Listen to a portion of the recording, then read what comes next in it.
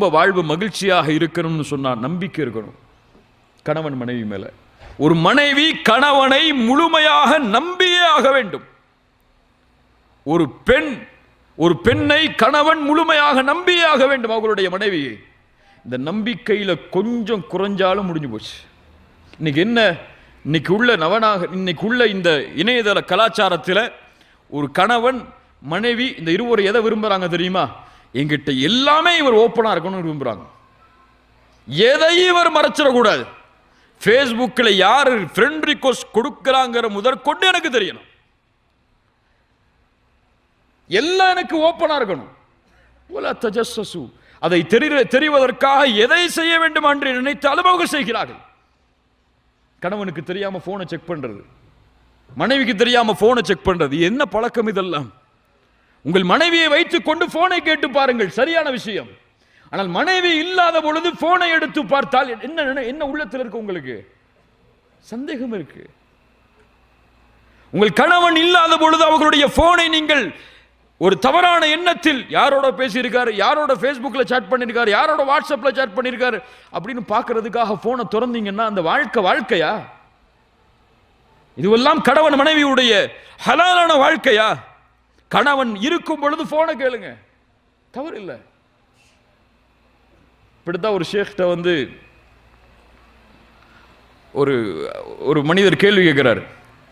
ஷேக், என்னுடைய மனைவி பகல்ல பார்த்தா அவளுடைய முகம் கொஞ்சம் தான் பிரைட்டா இருக்கு, ஆனா இரவுல போர்வைய என் மனைவி போட்டுட்டா அவளுடைய முகத்திலிருந்து அப்படி வெளிச்சம் எல்லாம் வெளியேறுது அப்படின்னாரு.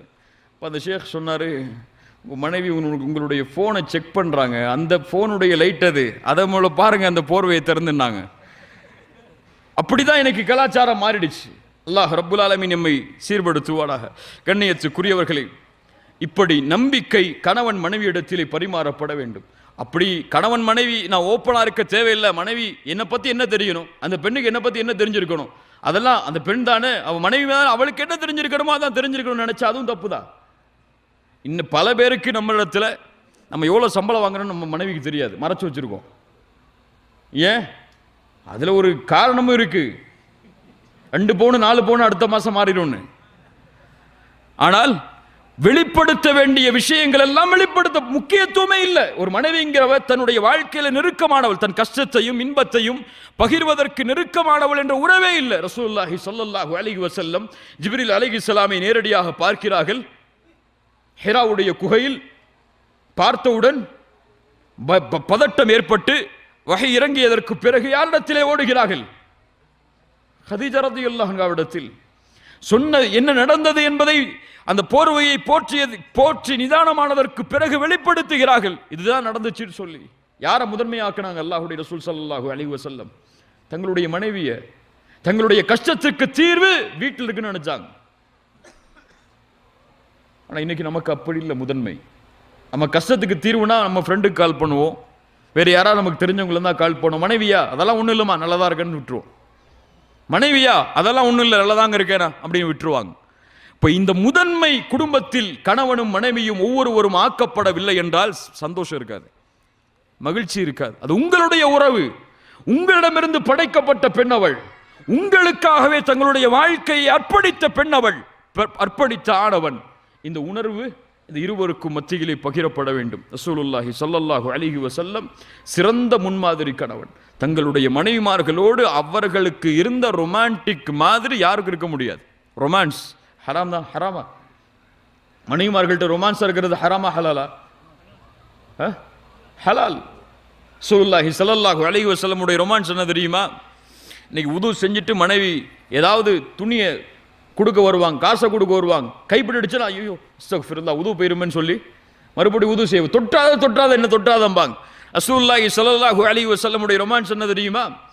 அல்லாஹ்வுடைய தூதர் ஸல்லல்லாஹு அலைஹி வஸல்லம் தங்களுடைய மனைவிமார்களோடு நடந்து கொள்ளக்கூடிய முறை ஆயிஷா ரலியல்லாஹு அன்ஹா சொல்கிறார்கள், அல்லாஹ்வுடைய தூதர் ஸல்லல்லாஹு அலைஹி வஸல்லம் தொழுகைக்கு செல்வதற்கு முன்னால் மனைவிகளை முத்தமிடாமல் செல்ல மாட்டார்கள்.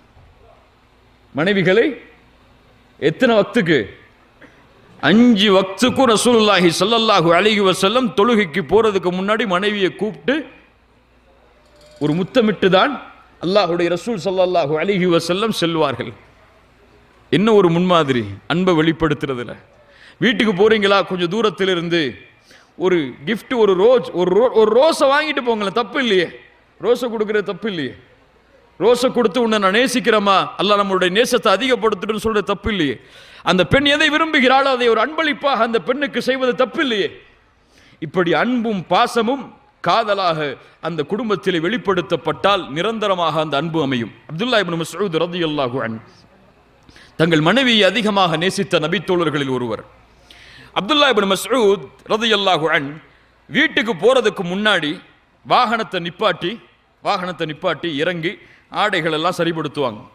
தங்களுடைய முகத்தை எல்லாம் தொடச்சு தலையெல்லாம் நல்ல சீவி உள்ள போவாங்க. சில சஹாபாக்கள் அதை பார்த்து சிரித்தார்கள். அப்துல்லா இப்னு மஸ்ஊத், என்ன செய்கிறாய்? போது சொன்னார்கள், எனக்காக அலங்கரித்து என்னுடைய மனைவி வீட்டிலே இருக்கும் பொழுது அவளுக்காக நான் அலங்கரிக்க கூடாதா?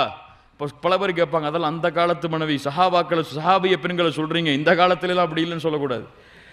இப்ப எங்களுடைய மனைவிமார்கள் எங்களுக்காக அலங்கரித்திருக்கும் பொழுது நாங்கள் அவர்களுக்காக அலங்கரிக்க கூடாதா என்று அப்துல்லா இப்னு மஸ்ஊத் ரலியல்லாஹு அன்ஹுமா தன்னை அலங்கரித்து சொல்வார்கள். கணவன் மனைவிக்காக அலங்கரிப்பது, மனைவிக்காக கணவன் அலங்கரிப்பது, கணவனுக்காக மனைவி அலங்கரிப்பது, இந்த உறவு மகிழ்ச்சியாக அமையும். இவர்கள் இதை தொடரும் வரை. வீட்டுக்கு போகும்போது இரவுல போடுற ஆடையை கொண்டு வந்து முன்னாடி நிப்பாட்டுனா என்னது? இன்னைக்கு முக்கியமா சொல்லப்படக்கூடிய விஷயம், சொல்ல வேண்டிய விஷயம் என்ன தெரியுமா? கல்யாணமாகி பெண்களுக்கு குறிப்பா சொல்லியாகணும், 2-3 வருஷம் வரைக்கும் தான் தங்களுடைய உடலை அவங்க பாதுகாக்கிறாங்க. உடல் அழக 2 குழந்தை பிறந்துருச்சா உடலை அப்படியே விட்டுறாங்க. ஆண்களும் தான் கல்யாணம் ஆகிற வரைக்கும் தன்னுடைய உடம்பை ஃபிட்னஸா, பாடியை நல்லா ஷேப்பா வச்சிருக்காங்க, பொண்ணு கிடைக்கணும்னு சொல்லி. இன்னைக்கு அதான் ட்ரெண்டு. நல்ல ஃபிட்னஸா இருந்தால் நல்ல பொண்ணு கிடைக்கும். அப்படி இருக்கக்கூடிய உறவு 2-3 வருஷத்துக்கு பிறகு அவ்வளவுதான். அவர் தக்பீர் கேட்டா இங்க தான் நிற்கும் தராவிக்கு. சுப்ஹானல்லாஹ். இப்படிப்பட்ட உடல் அமைப்பு மாறுகிறது. இது கணவன் மனைவிக்கு செய்ய வேண்டிய கடமை. அது கணவன் தன்னுடைய உடல் அழகை பாதுகாக்க வேண்டும், மனைவி தன்னுடைய உடல் அழகை பாதுகாக்க வேண்டும். எத்தனை வருஷம் அந்த பெண்ணால் அந்த ஆணுக்கு ஹலாலான முறையில் இன்பத்தை கொடுக்க முடியுமோ அதுவரை தன்னுடைய உடலின் அழகை அந்த மனைவி பாதுகாத்தால் மகிழ்ச்சியா இருக்கலாம். அல்லது ஏமாற்றம் ஏற்பட்டு சில ஆண்டுகளிலேயே வேறு உறவை தேடி போகக்கூடிய அளவிற்கு இன்று பல ஆண்கள் மாறி வருகிறார்கள். அல்லாஹ் ரப்புல் ஆலமீன் எம்மை பாதுகாப்பானாக. நாளைக்கே போய் ஃபிட்னஸ் கிளப்ல அட்மிஷன் போட்டுருங்க.